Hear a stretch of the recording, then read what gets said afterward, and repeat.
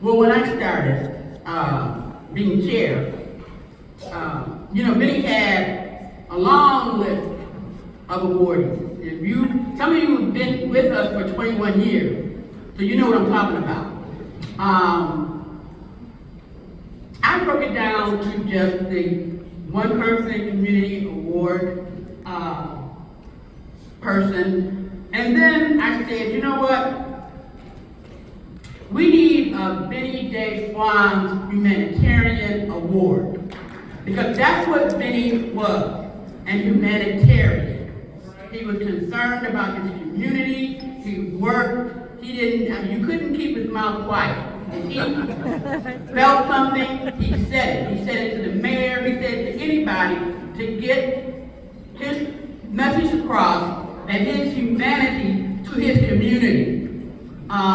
So we developed a Benny J. Swan Humanitarian Award. And those persons who have received that award, if you're present today, I want you to stand up so you can see the Benny J. Swan Humanitarian recipient.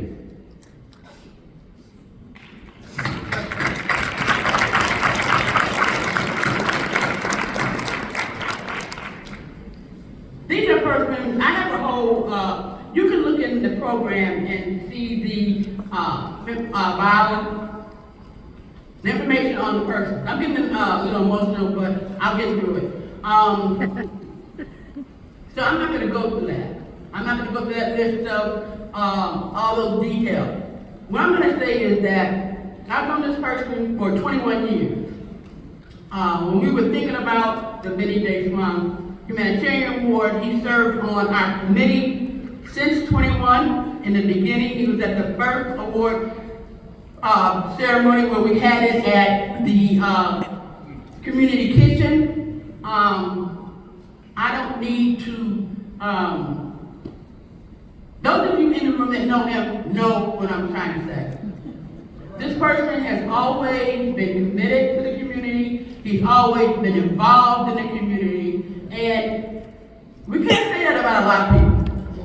Some people are involved in the community when it fits them. When it's time for them to get a recognition or run for an election or whatever, they come forward in their community. This man has been here 21 years working with the community, working with this committee, and I wanted to give it to him before, but he didn't want to take it. But he has no choice this year. I'm giving the Benny J. Swan Humanitarian Award to a very deserving individual, Mr. Wayne Gray.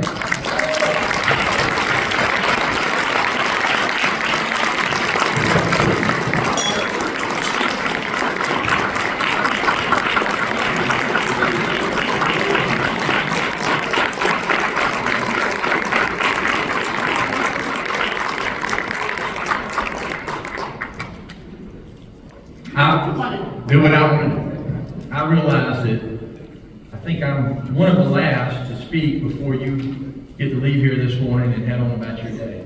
But I do want to take a few minutes. First of all, to Mayor Brewer. Last year, you were here on this stage as co-MC, Master of Ceremonies, right? And what good fortune befell you over the year. You're now the mayor of the city of Myrtle Beach. Next year when we come back, we might be referring to Reggie as Senator Dyson. And I'll approve that message. Now, I served on city council for a number of years. Mark and I worked together for about 15 years. Do you remember those, Mark?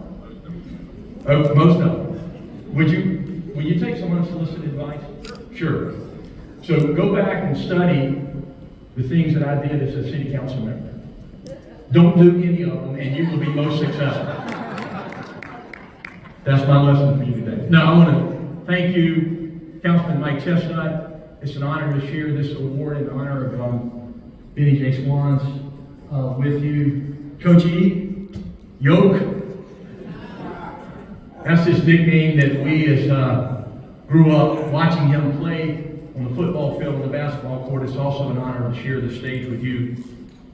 Marcella, thank you for keeping alive the effort of you and Benny. It's again an honor for me to be recognized. And you know, the one common thing that Benny and I had when you were describing Benny was we can't keep our mouth shut.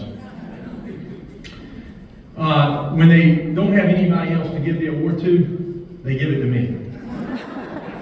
I am not worthy of being recognized as Humanitarian of the Year. But in doing so, I want to just take a few minutes. I want to take a few minutes to honor folks in my life who actually were real humanitarians. People that you're going to know, and I'm going to show you their photo in just a minute. I looked up what is the definition of humanitarianism. It is, you know, the concern for the welfare of others, which in largely is the concern for society. Again, if you studied my life, that's not me. Most of it has been concerned about me. But thankful for things like grace and mercy and forgiveness. Now, I want to connect the message today with a couple things. You'll learn that I'm a little bit of a history buff. And we are celebrating this year the 250th year of our Declaration of Independence. And in that sacred document, there's a promise that Martin Luther King spoke about in that speech about I Have a Dream. We hold these truths to be self-evident, that all men are created equal. Now, that statement and Martin Luther King's legacy is built on the biblical verse that we're all made in God's image. So I want to backdrop some individuals that I want to recognize who are true humanitarians with that overriding theme. These are individuals who interacted in my life that showed me the concern for me, for others, and for society. I know we have a photo. Are we working? Here we are. Yaritza's helping me with this photo. First, to your left is Evelyn Britton, elementary school teacher. If you knew Evelyn Britton, she carried this ruler that was this long, this thick, had that little metal connection on the end.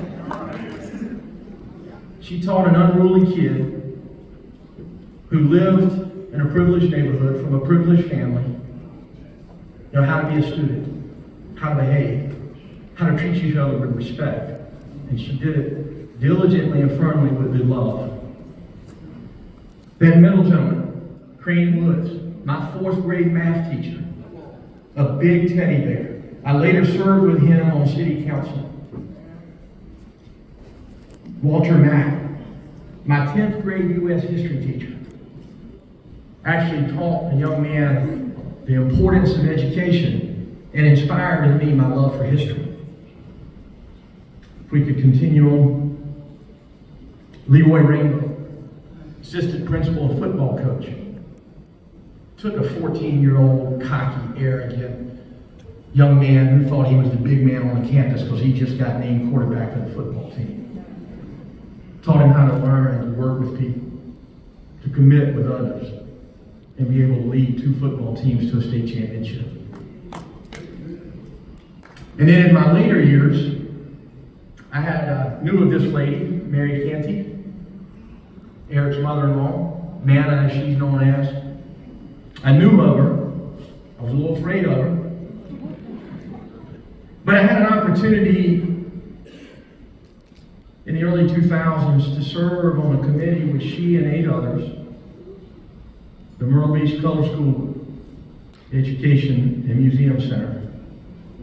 They invited me in to be a part of this committee over 2 years that raised the money, identified the piece of land, partnered with this community to rebuild the color school that we have there today that sits on Joe White Avenue. Now, I show you these 5 individuals.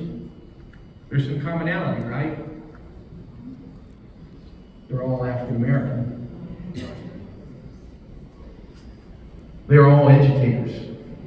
While Mary was not a professional educator as the others, she believed in education. And just as Martin Luther King taught us about education, it produces intelligence, but it also produces character. Those 5 people were ordinary individuals who were true humanitarians. But there's something also that's common about those 5. They lived most of their lives in a world where they were not treated equal.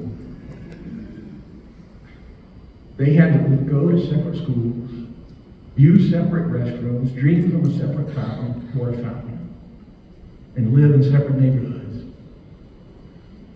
But I think about how they accepted me, the kid that came from the right neighborhood, that was able to enter any restaurant, that was able to go use any bathroom, that could walk through any doors. If there's anybody that showed humanity and equality, it was them.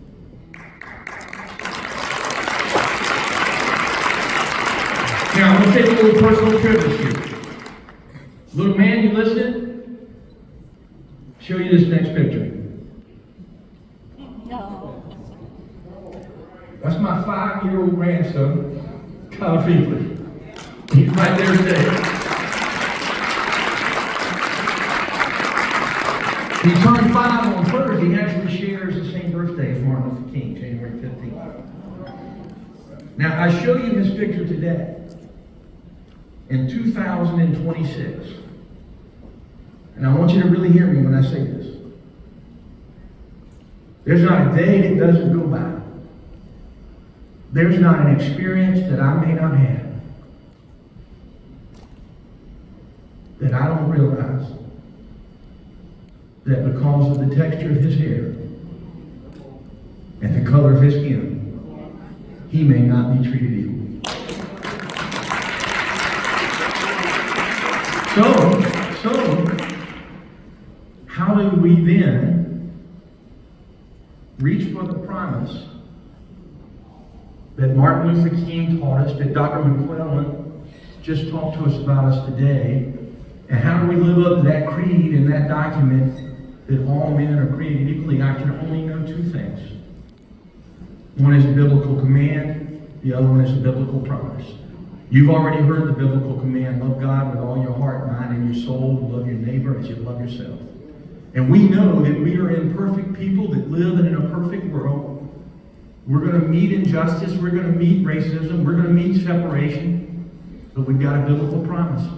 The psalmist told us, weeping may endure for the night, but joy will come in the morning. And all God's people said, amen.